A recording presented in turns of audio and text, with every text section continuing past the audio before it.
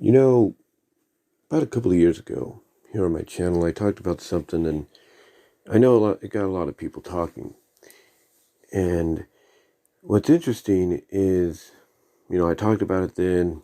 I think maybe brought it up a time or two afterwards, but then never talked about it, since.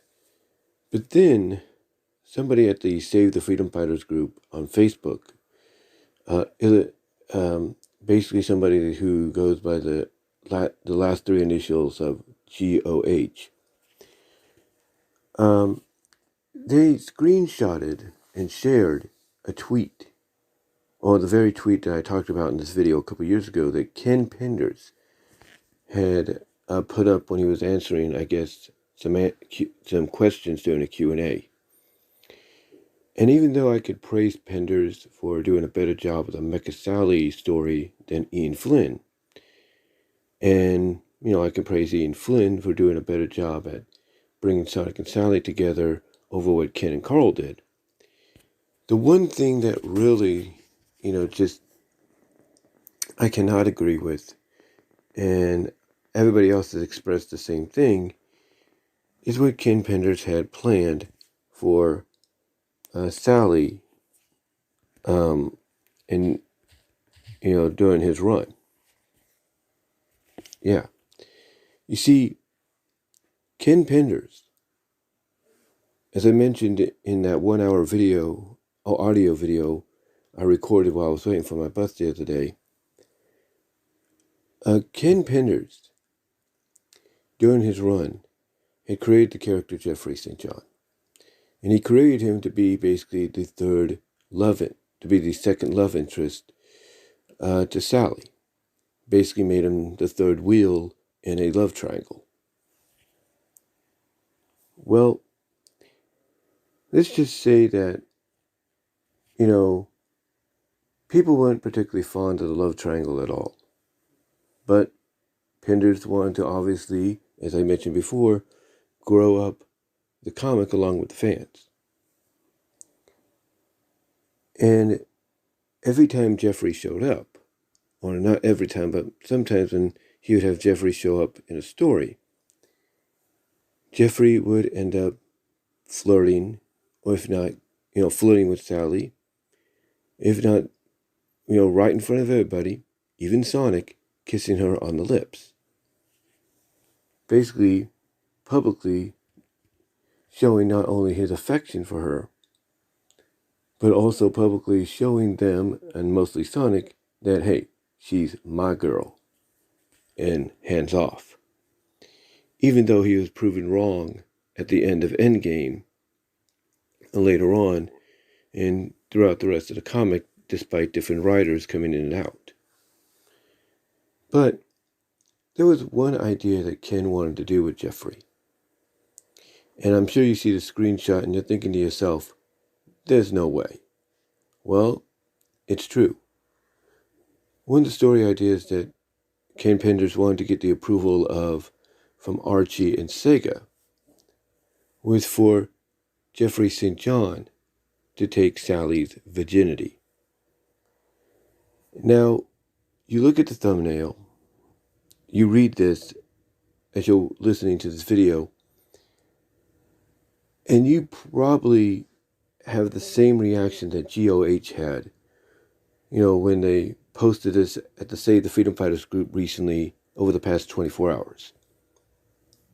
And that is, what the ever-loving fuck, Ken? Because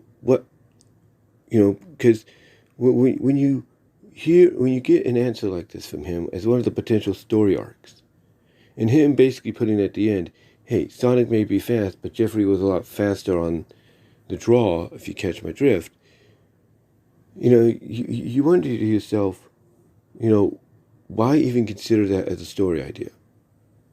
It's like, one, we understand, you want to grow up the comic along with the fans, so that as the fans grow older and more mature, so do the stories. But I don't know if Ken, may have had too much to drink on the night he conceived this idea, keyword, ironically. Or it was just something he thought, hey, what if I wrote this in as a story arc? You know, the comics becoming more mature, becoming targeted more towards an older audience as they grow up with it. I wonder if maybe I'll be able to do this. You know, we may never know the answer. We may never know the answer as to why he thought for one moment, ladies and gentlemen, that Archie Comics, and to, a huge extent, Sega, would even allow it. I mean, I get that, he wants his characters to be involved in more mature, darker, stories. That's the reason for the Lawsuit Chronicles.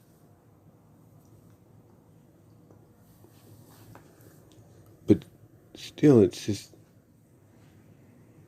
mind-blowing to know that he wanted to do this, thinking that, hey, this will be one way to really spike up more interest in the book, as well as really show that it's growing up, along with the fans and becoming mature. That basically it's now becoming a comic book aimed at an older audience, or meant for an older audience. It just really flummogasted, if you will, or flabbergasted and flummoxed, if you will. That's the word I was looking for, flummoxed. A lot of fans. It really did. Because, you're hired on as a writer, contract or not, freelance or not, you're hired on to be a head writer of one of the more popular, if not one of the best-selling, record-setting, existing comic books based on anything. And you also are basically given word that, this is an all-ages comic, despite how, how much, you can, grow up the story and the characters to go along with the fans that are growing up as well. That you think, you think someone like Ken Penders would realize he can't get away with something like this. That, again, despite making the stories more mature and more, complex and kind of aimed at a more older audience, especially the audience that's growing up with the book, you think he would realize that at the end of the day, it's still an all ages deal. And mostly he would realize that the people publishing the book and licensing the book to that said publisher would be against it.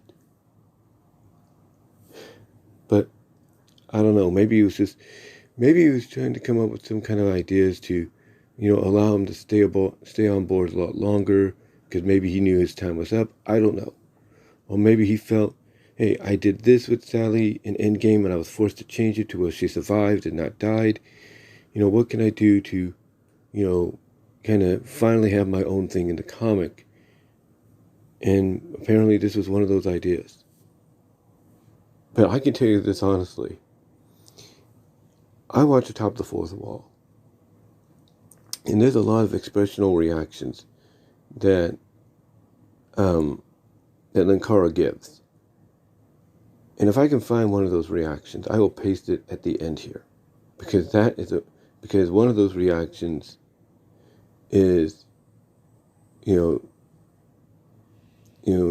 basically to me that a very appropriate way of acknowledging, this decision that Ken wanted, this story idea that he was hoping, this decision for a story idea of what I'm trying to say. I'm kind of waking up right still. But this decision for a story idea that he was hoping to pass off. So, yeah. I just wanted to come on here and kind of, I guess kind of talk about that again, because GOH, over at Save the Freedom Fighters Facebook group page, decided to screenshot it, bring it up, and everybody's reaction in the comments, ladies and gentlemen, as I'm sure here in the live chat and in the comments below, are going to be exactly what you expect. It's going to be a, what the hell was he thinking? So, anyway, though, guys, let me know what your thoughts are down below. Comment if you like. Live chat during the premiere with super chats and super stickers are open and would be appreciated. As well as check me out at VENMO at Brian-Walmer-2 to help support me there, as well as at Cash App at BWRoses98. Until next time, guys, I will talk to you later. But I'll tell you, this is one of those story ideas by any former or current writer on a book that, honestly, you have to ask yourself, why did they think they were going to get away with that? Or even what were they thinking? Talk to you later.